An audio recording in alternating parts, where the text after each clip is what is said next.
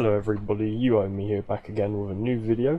This time my video is going to revolve a lot more around top tier and low tier and the idea of the fun tier, which everyone I'm sure has their own view on, but I'm going to go ahead and explain mine and what they can do to fix primarily top tier, since everyone seems okay with low tier at the moment. Anyway, let me get into a match, and while we load in I'll start explaining.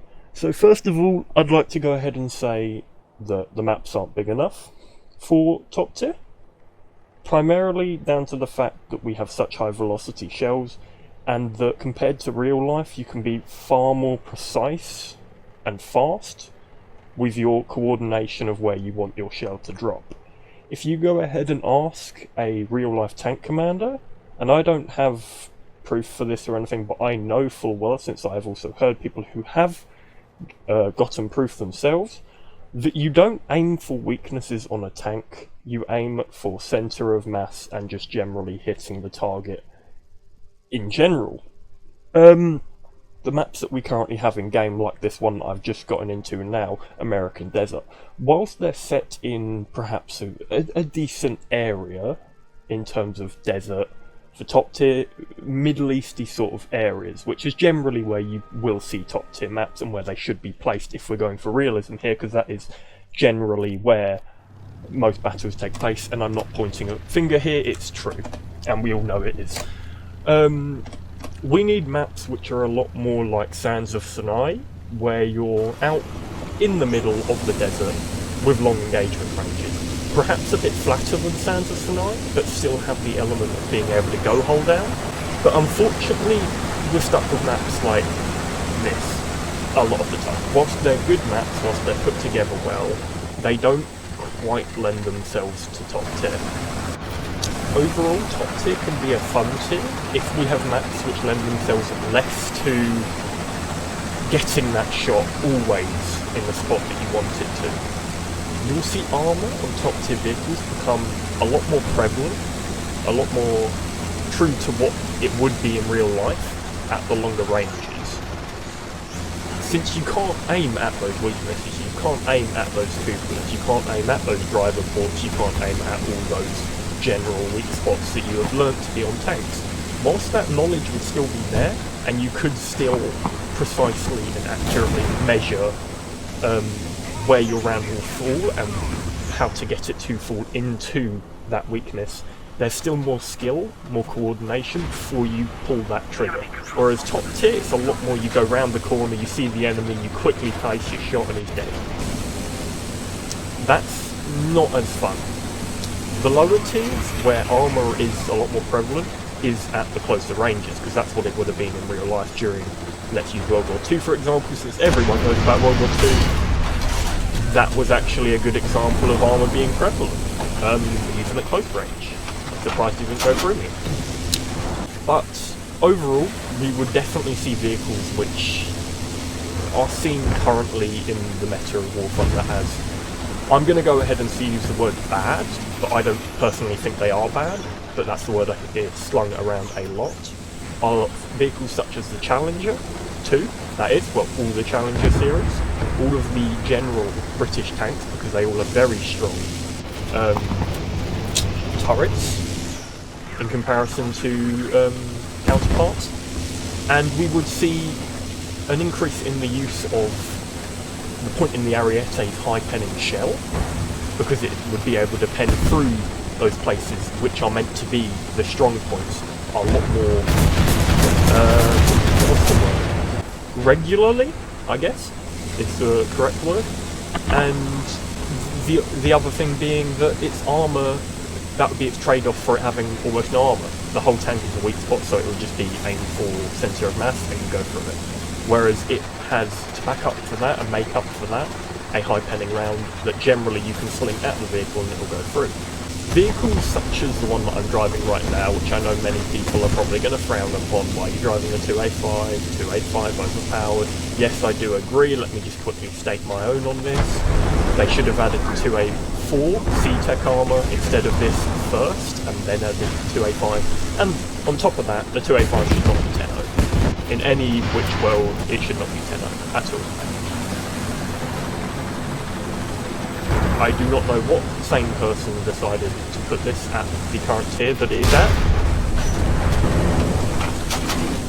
but I don't agree with it. I don't know if there's anyone else out there who agrees with it, but I don't personally.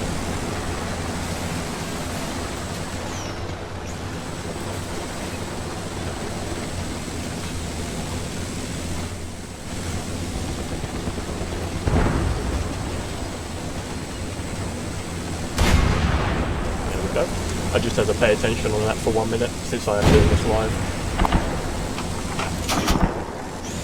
Right. What was I talking about again? Now don't get me wrong, I'm not talking about getting rid of all of the smaller maps from the top tier map rotation at all. Because we do still need those smaller maps. They are still fun at certain times. Like you can see here, this is a small map, yet I've showed that armor can still be relevant at close range. I've had fun, I'm enjoying it, and it's just getting one-shots everywhere somehow.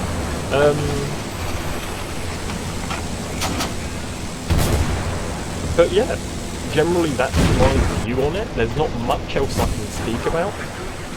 Anything that you guys have to say about it down in the comments below, or whatever way would there be to contact me. Just leave down in the comments below what you think, what they could do to change it. I will try and get back as much as I can to whatever you have to say.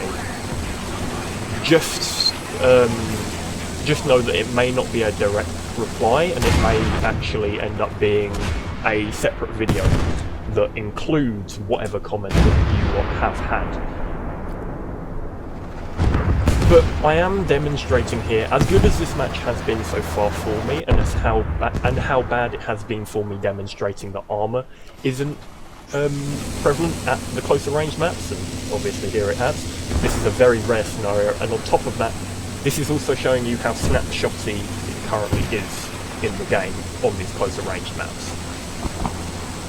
I mean, part of that is probably down to the fact that we have stabilizers, which I understand, but then you can't take away the stabilizer, so what are you going to do? So the only real way to do it is with maps. And map choice, I'm going to go ahead and say, is poor for top tier. It is very poor, the only maps being, I personally like Poland, the larger Poland, Fields of Poland I believe it is, Folder, and that's it for top tier. I don't like any of the other maps. Kursk is a terror. It demonstrates what long range could be if you play it in the long range stance, but because of the way the map is structured, with it being a circle and then it's raised, it doesn't much work very well. That was a really, really unfortunate shot that I just took. There we go. Because it's a circle, and it's raised, you can generally go around that circle and outflank. Along with the houses being on top of the hill, you can normally use that as cover. It's a game mode where many people don't like the long range, and because they've played it at lower tiers, they have learned that they don't like playing it in the long range scenario. And they've generally built up this kind of hate relationship with the larger maps in general.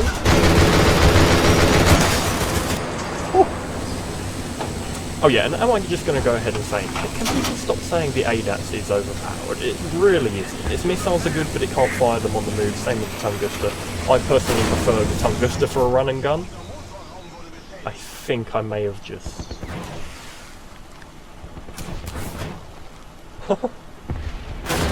Ah, go on.